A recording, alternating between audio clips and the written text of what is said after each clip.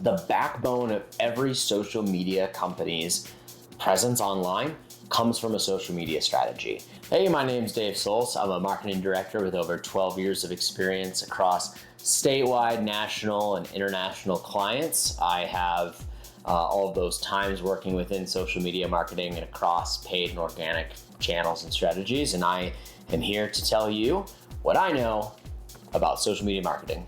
And I'm going to tell you the 5 things that are so important to have if you're not going to have this 40-page document, if you're not going to have this 100-slide document.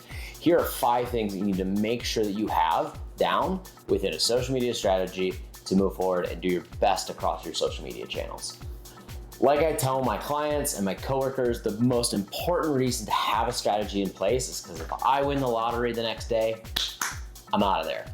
But if I leave, I want to make sure that the people behind me are able to manage the social media accounts and keep the consistency going, keep the voice going, keep the content coming, so that users online don't see a change. They really get to kind of continue to be a part of the community and not have any dramatic changes, because that can kind of throw off social media users. So there are 5 things that I think you need to have within your social media strategy, even if it's not a comprehensively built strategy. At least have these 5 things, and there's one honorable mention in here. Number 5, and these are in no ranking order, but number 5, make sure that you have a community management strategy. This means being involved with those who are both in your DMs, they're in your comments, they're the ones mentioning you, they're the ones in the industry and you're not even part of the conversation yet. How is your company going to interact with those users? You're gonna wanna evaluate how you react to positive comments, neutral questions, negative comments, and trolling. And you wanna have those policies in place so that if you've got a team of people who are managing your community management, they all are out working on the same set of rules and the same set of policies for your organization.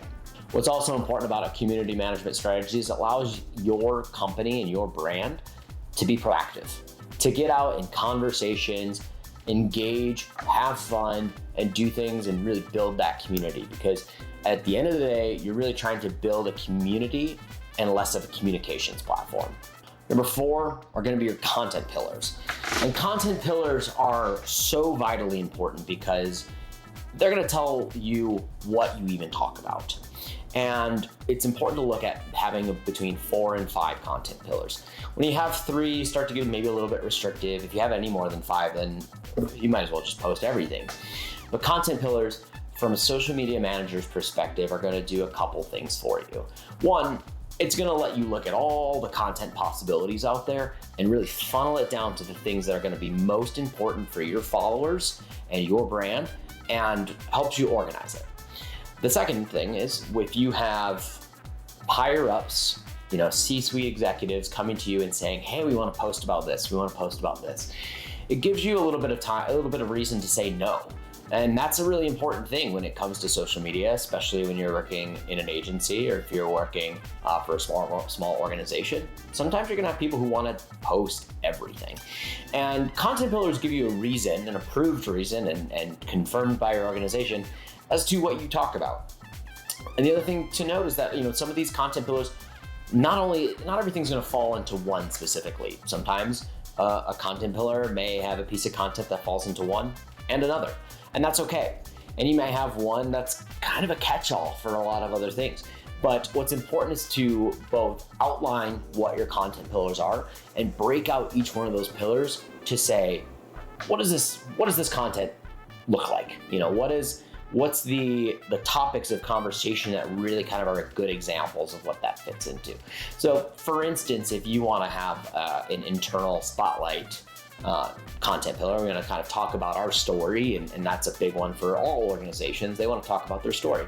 Well, a content pillar example within that would be employee spotlights every month. If you did long form videos of employees, that'd be a great example of how you take a content pillar and break out exactly what's underneath it. Number 3, this is going to be your tone and voice. Not only have we figured out with content pillars what you talk about, it's important to figure out how you talk about it. If you have a couple different social media managers and 2 different personalities, it may reflect in the type of content personality of your pages. But you also need to understand that your personality on LinkedIn may not be the same as your personality on Instagram.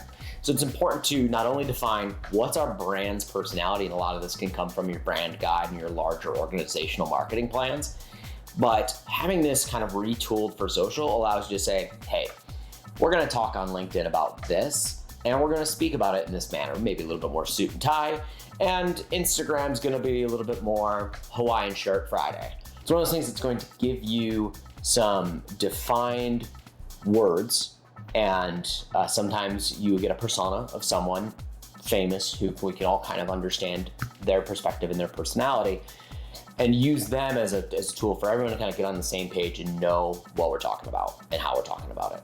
Another important thing is to break out the individual roles of each platform. And what's important about this is kind of a couple of things. One, each platform's a little bit different. You've got different audiences. You've got different ways that each platform is used.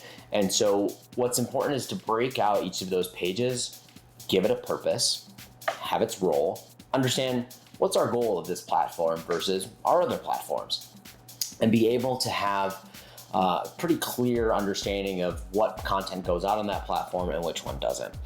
And that also reflects a little bit more into adapting some of the content pillars into the page roles. So why that's important is think about LinkedIn versus Instagram.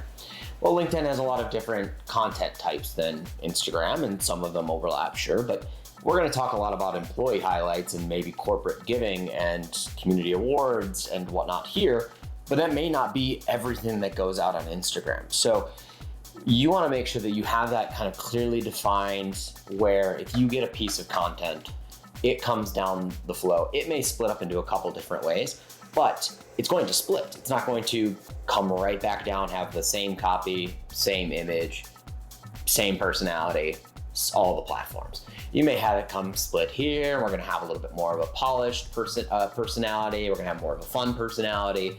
We're going to have a video here. We're going to have a static here. And then they're going to go out on LinkedIn and Instagram. And that's really the point of kind of understanding those page roles of what are the content pillars that are key for this platform? What is the personality of this platform? It's important as you're taking that piece of content and bringing it down the pipeline to know what that content is ultimately going to look like at the end of the day. Number one, I know this is two, but number one, most important thing, not most important thing, but I tell people that this is, if you're going to look at one page within a social media strategy, this is it. And it's this structure of a social media overview. It gives you a very clear look at the purpose, the key messages, the content pillars, and the content frequency across all of your different platforms. And it's so important to look at something like that, because even if you have nothing else, you can look at this one piece of paper, this one graph, and say, okay, I know what our purpose is on these platforms. I know what we're trying to do. I know our kind of key 3 insights here for all the platforms. I see our content pillars. I see a little bit more about it, what the challenges are, and like the frequency of each. Even if you were to publish everything the same on every single platform, at least you'd be able to start diversifying your content based on frequency percentages for different content pillars. It's a great piece, and I think that it's one of the first pieces that I send people to better understand kind of what's the goal here. And my honorable mention, things to have in your content strategy, is your KPIs. You want to have your key performance indicators outlined for each platform, because KPIs for LinkedIn may look a little bit different than Instagram. KPIs on TikTok may look different than Facebook. Because you're doing a lot of different things. What are the goals for each one of these platforms? But like, what do we see? What are the numbers we're really looking for? Especially when we think about things, impressions, cool, great. I can publish 300 posts and just get more impressions.